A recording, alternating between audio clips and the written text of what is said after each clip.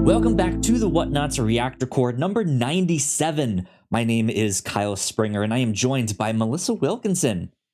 Melissa, Hello. How are you? I'm doing fine. It's very wet today. Very atmospheric, moody. Like foggy, like that kind of like weather, spooky, misty out. Last week was Fog City. Oh, wow. Couldn't see the buildings on the skyline. Very eerie. Always perfect ominous. weather for a murder mystery. Indeed, which is what we have to talk about this week. We'll get to that in just a sec, because we will be talking about Glass Onion, a Knives Out mystery. We're also going to be doing something a little different than we normally do. We normally do like fuller, bigger spoiler casts. I think this is going to be more our like 30-minute size, so there will be some spoiler-free stuff, but I'm sure we will talk about a few spoilers at the end here, but in a much shorter time period. So we'll see how that goes. But yeah. My week has been good so far, too. Things are kind of winding down. I think for me, the unfortunate thing is I realized that I also have to work next week for most of the week. I just kind of assumed I had the whole week off. I don't. Why? So that sucks.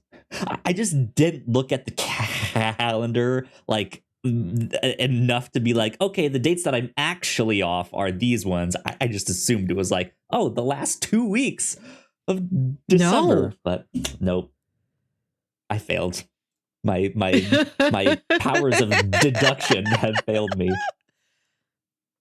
But anyways, I'm excited to be here tonight because immediately after we are recording this, we are recording the final episode of the Captain's Log for 2022. And then coming up real soon here, we have our end of the year retrospective, which you guys will get here on this podcast feed as well, but won't be a regularly numbered episode. It'll just be an extra thing out to all of our podcast feeds. Lots of good fun with that. So be on the lookout for all of that. I guess that's the quick housekeeping stuff that I needed to do at the start here. But yeah, look out for our other podcasts and look out for murderers, as always. Yes, our advice to you. Look out for murderers. Lifelong advice. Glass Onion. Melissa, we have been waiting for this movie for a few years now, it seems. I was super excited. I think after this, there's also one more that Netflix is doing. I think they signed on for 2 sequels to Knives Out. So we have the first one now. We went to go see this in theaters. It had that special, like, 1 weekend only in theaters. Go check it out. It was Thanksgiving weekend. And it will be on Netflix, I believe, December 23rd. So real soon.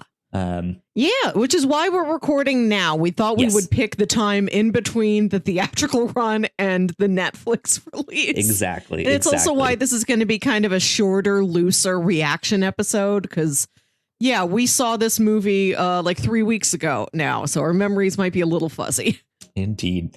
But so what? Let me ask you this: what were you expecting from this movie leading up to it?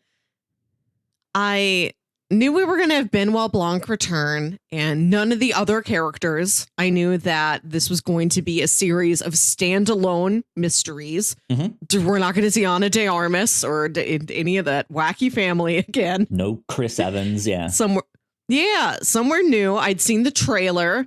We did a trailer reaction to Glunion quite some time ago when that came out. I knew some of the cast members who were going to be in it. I still call it Glunion. I did it once as a joke, and it stuck like that in my head now. That makes sense. So I'd seen the trailer. I knew who was in it. Exciting cast. Yep. It was this neat, like, kind of not exactly a locked room mystery, but a much smaller cast on a smaller location than Knives Out, which takes place primarily in that mansion, but also in parts of the town surrounding it. This is smaller cast, smaller location, and I think that is a good benefit to this movie. I liked that we got to know these characters better than we did any of the supporting family members in Knives Out. You spend more time with them, you get to know them better, and they're a little bit more nuanced. As much as they are caricatures, they also get really specific moments to themselves and things that make them like a little bit more complex and a little bit more gray sometimes. Yeah, I would agree. I think leading up to this, I was super excited. I'm a big like crime show fan, so murder mysteries have always been a favorite of mine. And I don't like, I feel like we need more of this just like murder mystery movie. I know we have the recent Hercule Poirot ones, the Murder on the Orient Express and Death on the Nile. The first one I think was a lot better of those two. The second one not as much. But I was super excited that we're just getting more Knives Out. I think that was so cool to be like, you know what? Let's just do more mysteries. Why not?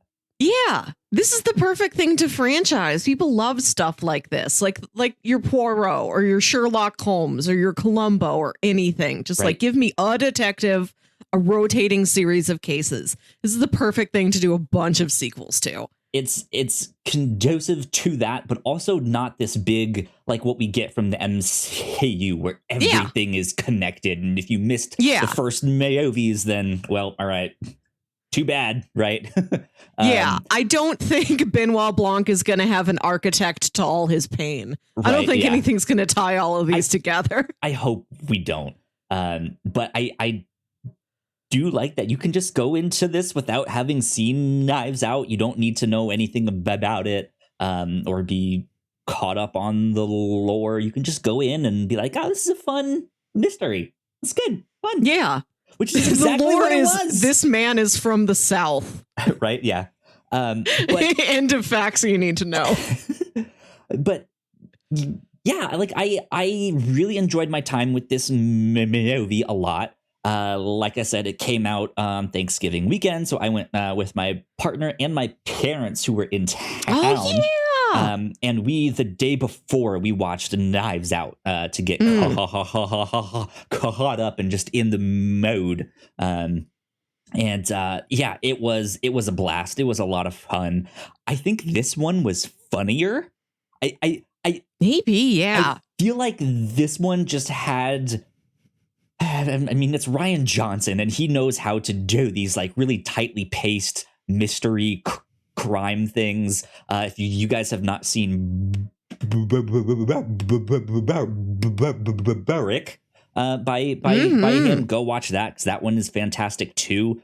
But he makes these really tightly paced movies, and I think even between Knives Out and this one, like you could see improvement on stuff, which I was like, that's neat. That like it feels like he has more of a handle on how to craft this mystery and how to make it fun and interesting and how to subvert your expectations and stuff like that. So it was good. I had a blast.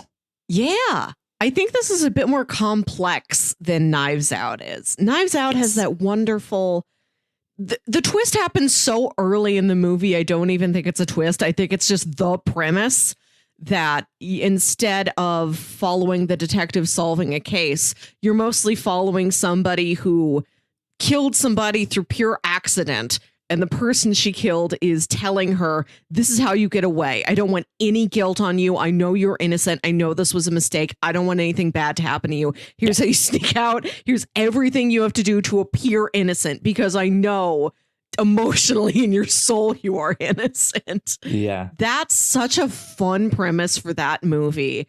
But again, it's introduced so early that it becomes the premise. Like it doesn't become like a twist you get to later on. Yeah, this movie's got the twist to it. Yeah. Yeah. But like that's the thing. Even with the twist, like there are multiple twists in Glass Onion, but they also do a good job of setting things up. And if you do pay attention, like you can easily start to make theories and stuff like that, which I'm sure we'll get into in a sec here. Because there was one thing that happened in one scene in particular that I was like, that's something. Like, I know whatever this is something. And I was so close. I got it wrong, but I was so close. But like, that's part of the fun of this, is like trying to solve it and figure it out yourself. And yeah, it was a blast. Highly recommend it when this comes out on Netflix. Go check it out. Yeah, this was so fun to see in theaters. I'm sorry we're promoting an experience you can no longer have. A riot in theaters, one of the biggest theater crowds I've seen. Cool. Like, everybody realized what a special limited opportunity this was. They went to the theater. I really hope that this is a positive sign that when the third one is ready, maybe it stays in theaters a little longer. Hopefully. We shall see. But that being said, I think we are going to go ahead and jump into spoiler territory here. So if you don't want to get spoiled on it, you can go ahead and tune out now. Or if you are watching this in the year 2023 and you've already seen it on Netflix and you want to know our reactions to a little bit more and some stuff like that, continue on. But I will hit our spoiler button right now. Bam, there we go. Okay, spoilers. Melissa. So we have a murder mystery here that is essentially a group of herrings get invited to this private island by this very Elon Musk type character. And he likes to do all these little mysteries and stuff with these like puzzle boxes and stuff that he sends them, because they all had met at a bar like back in their college years or like just out of college, and they had a tight bond there, and then of course things go very, very wrong from that point on. And man, I did not see some of the twists coming. The fact that there is a twin in this that you don't know of until down the road, I think is so cool. Like that was neat. The whole cast was just the craziest cast of characters. They're so fun to watch, and they're so fun in their own right individually, but then to see them interacting with one another is just like, this is like, I'm just stunned at like, this is so much fun. I love this. So yeah, I liked our cast of characters. I liked that they were on a spectrum of being like very caricatured, very foolish, to like Leslie Odom Jr. was like more straightforward. You understood him better. Like, he was a better person than a lot of the other characters. But I like that even as harsh as some of these characters are, like Dave Bautista's character, not a very nice man. But later in the movie, when you find that a mutual friend of all these people, that they hadn't heard from her, they were really worried about her, like all of them went to sincerely go check on her. Yeah. Like, as cartoonish and buffoonish as these characters appear, they do get to have moments of care for people in their lives. And I really appreciated that they got to have some level of depth like that. And even there's this joke at the beginning of the movie where Dave Bautista's this like Twitch streamer, or not even on Twitch. He got kicked off of Twitch for selling like rhino horn boner pills or something like that. Like, he's this very the guy who was on news radio, does the podcast. I swear he's a Joe Rogan-y type of guy. Right-wing men's activist. Men's rights. Yeah. I don't know if all that's Joe Rogan. I don't know him well. I'm sorry if I'm putting attributes on him that aren't him. But he's like in a studio filming something, and then his mom starts yelling at him, and you learn that he lives with his mom. And normally, like in any other time frame, that is a an act of judgment, an act of negative judgment upon that character. But since this movie is set during the pandemic, that was a time when a lot of people lived with their parents, either for, maybe they had a job that fell through because of the pandemic or because their parents needed some sort of care and companionship. Like, I'm moving in with mom because mom doesn't see anybody. Mom needs a hand. Mom needs somebody to run errands for her, to go to the grocery store for her. So to take something that is a joke in any other context and put it in this context, it might say something positive about that character. I thought that was a really interesting choice.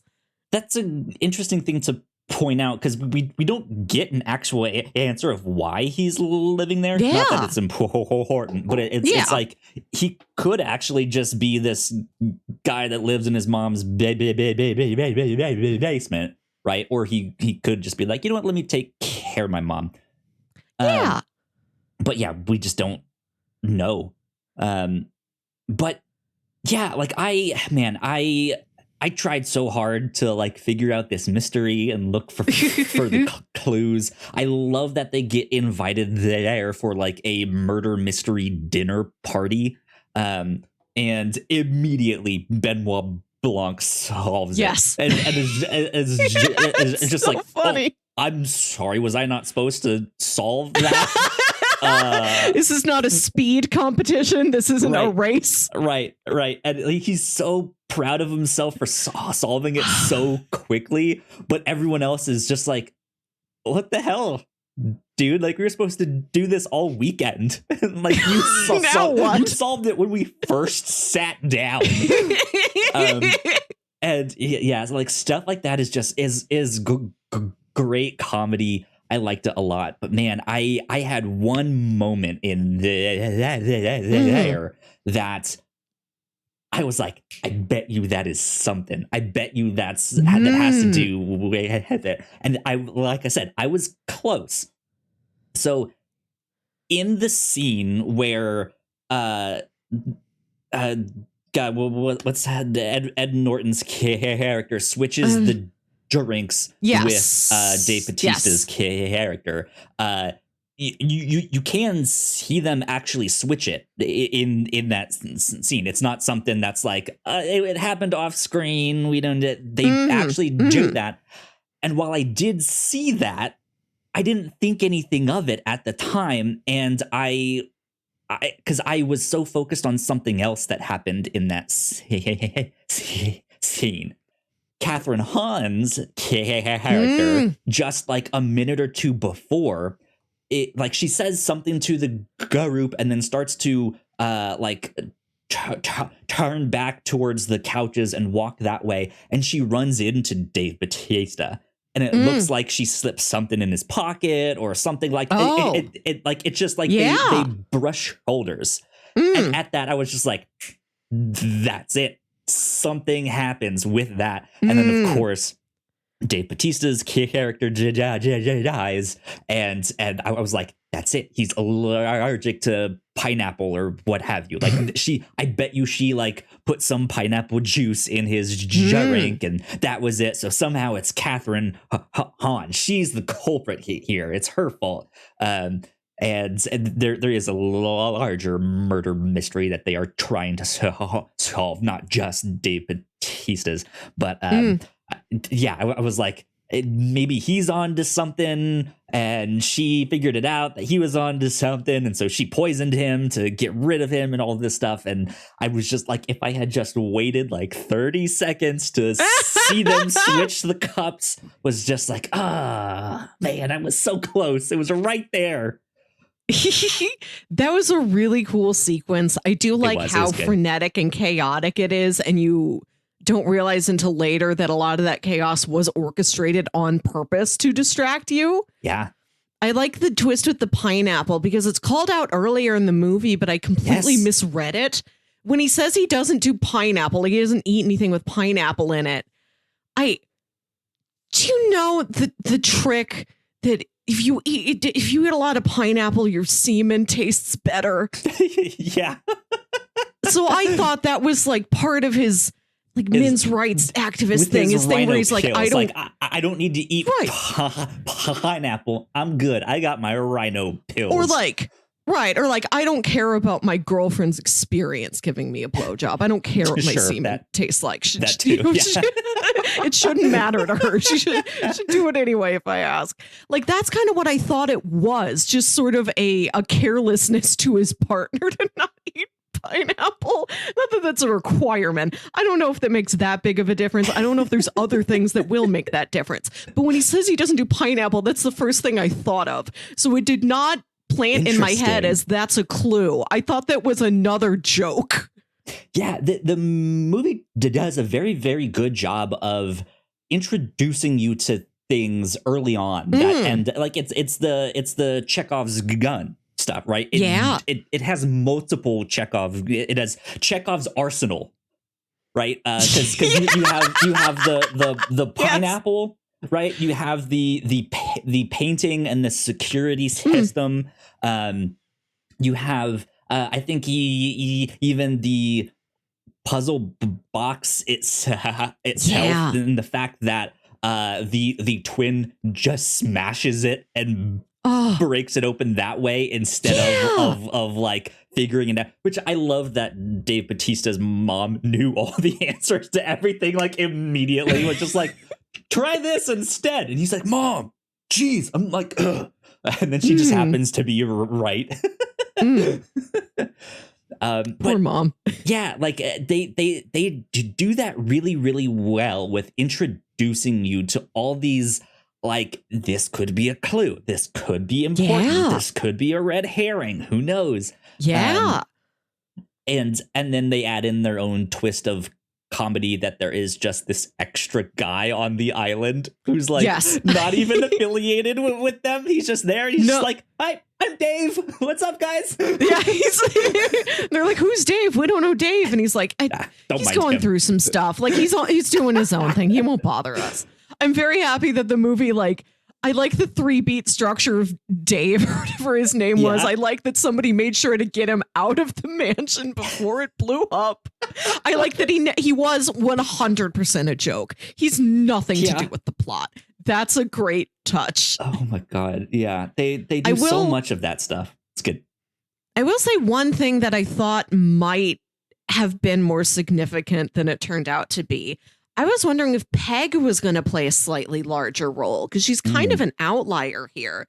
She was Birdie's assistant, and she wasn't explicitly invited either. I mean, you can imagine that Edward Norton's character imagines, okay, if I invite Birdie, she's got that assistant who follows her around everywhere. Of course, Peg would be here. Yeah. But she's not exactly in the club the same way everybody else is. But I thought her status is like motive in a weird way. Like she has like a tangential motive that if Peg is exposed by some of the stuff that she has said, she will also be exposed, even though she didn't really have anything to do with it. She's helping to cover it up, right? And so she's just like, I don't want to do this. Right. And she's like Birdie's assistant, not because she likes or admires Birdie. Maybe she did at the very beginning, but she's like, I got to stop this lady from screwing up. I got to do whatever I can. Like, my career is damage control. And if the damage gets too far out of hand, this is all I've ever done. What is my career going to be next? Yeah. I thought her role is like kind of inside and outside of the group might have given her some sort of significance in the plot, but no, she's just around for the ride. Good stuff. Yeah. I guess at the end of the day, it was Elon's, not Elon's character. I don't remember his name either. Edward Norton's character, right? That killed the original twin. Am I correct on that? Do we remember? I think so. Yes. Weeks. And so she dies there because she figured out she found the original napkin that had all the stuff that could prove that she owned all of this stuff. So then that's when the twin steps in, hires Benoit Blanc. Benoit Blanc is like, let's just fuck with them. Like, let's have you play your sister. Like, let's have you act like her, come on this thing, and everyone will be so weirded out and surprised that you're here. And then there's a moment in there where she gets shot or appears to get shot, and they fake her to death there. Another twist on a twist, right? There's so many layers. It's like an onion. But so that is like, that's their whole plan, is like by having her there, she can kind of expose whoever it is, because they were planning on her not being there. Yeah. So great stuff. I loved the mystery a lot. I think the cinematography in this one is really, really cool. When the lights go out, you get some great scenes there of these people running around the mansion and hiding from one another. You get some great action scenes at the end there when everything is blowing up and exploding. Just how much fun it must have been to just smash all of that stuff on set. So I hope good. It was fun. So good. This looked like it was a fun movie to make. I really like the cast. The set is gorgeous. Just like the beach and the island, and like, I don't know how much of anything was like found pre-existing, or if all of this was constructed from scratch, this entire compound. Right. It's gorgeous. This is such a nice movie to like live in and visit, even as like obnoxiously ostentatious as it is. Like, some of the architecture is sincerely cool. It's a cool movie to live in for 2 hours. Definitely. Let me ask you this. Well, first, do you have any other kind of thoughts you want to say on this one? I was very touched by getting to see Benoit Blanc at home very briefly, and he's like playing Among Us with what an assembly of characters, like Natasha Lyonne, famous mystery writer Kareem Abdul-Jabbar, the late Stephen Sondheim, and Angela Lansbury. How'd they get both of them? Amazing. After they both died in like the last year and a half. That's so prophetic. That's really astounding. Incredible. Yeah. I sincerely got very teary-eyed to see Angela Lansbury in this. Good stuff. Good stuff. Now that you've mentioned that, let me ask you one final question. What do you want in Knives Out 3? Like, what do you have, like cast members you want, or a setting you want, or anything like that? Just requests. Or I want to learn a little bit more about Benoit Blanc every movie. I don't know if I need his origin story, but like we got this peek into his home life. Like Hugh Grant is there as his partner, butler. I don't just live-in companion during the pandemic. Like that, a friend who needed a place to crash. Like, it's not exactly clear, but I want to see the two of them together. I want more Hugh Grant as Philip might be his name. Like I want him in the next movie. I want to learn exactly what that relationship is. Okay. Interesting. I saw a number of people putting some actors out there, but that's an interesting one there. My idea, however, would be to set it in an old folks' home. This is an interesting one to me, because yes, you could have this like the pettiness that goes on in between all of these older actors that I think would have a blast on there. Like, imagine Mark Hamill in this in the old folks' home, right? Wouldn't that be incredible? Something like that. I was picturing like Dick Van Dyke. I was picturing like truly. Who are the people who we might be capturing in their final film? Sure. Yeah. If this movie was so prophetic to get two people who died in like the year and a half since the movie was filmed. I mean, like, people can who needs a final curtain call? All sorts of ages, but then you can also have like the staff that works there, like the younger Mark Hamill can be a staff member. I'm like, he's not that old. He's an actor. He's an actor. He can play people. That's the thing. I want genuine olds and people made up to be olds. I want like Tilda Swinton in Grand Budapest Hotel. I want you to not know who's, and maybe that's part of the twist. One of these people isn't really an old. Tilda Swinton playing two roles. It's just her character from Suspiria pulled over. No, but like, I mean, you could have the older actors that are like in the old folks home, right? You have the staff that works there, and then you have the like younger family members that may come to visit. Yeah. But just like imagine the pettiness that could go on between the people that live there in the old folks home. I think that'd be really fun, to be honest, but I doubt it's gonna be all of that stuff. That's just one like idea of like what weird setting could they see? Like we've done like a family's mansion, we've done like a billionaire's like private island. Like what if we just do it in some innocuous spot like an old folks home? Yeah, I do like the idea of after we've set it in residences, set it in like a business or like something. Put him in space, like a Die Hard situation. Not a Die Hard situation in that it's action, but like he's trapped in like an office tower. Right. Yeah. Yeah. Something like that. Indeed. But yeah, good fun. I enjoyed Glass Onion. It was a blast.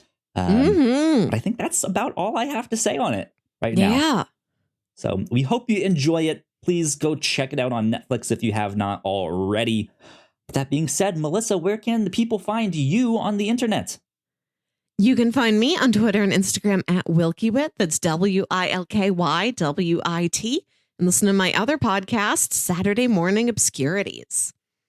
And you guys can find me at Yo Kyle Springer on Twitter, co-host, and Hive. And if you guys would like to stay up to date with all of the stuff that we do here at the Whatnauts, we are at the Whatnauts on Twitter, co-host, and Hive. So please go like, share, and subscribe. That would help us out a ton. And if you are watching the YouTube version of this, go check out one of our other videos over there. That would help us out a ton. You guys know the deal with all of that.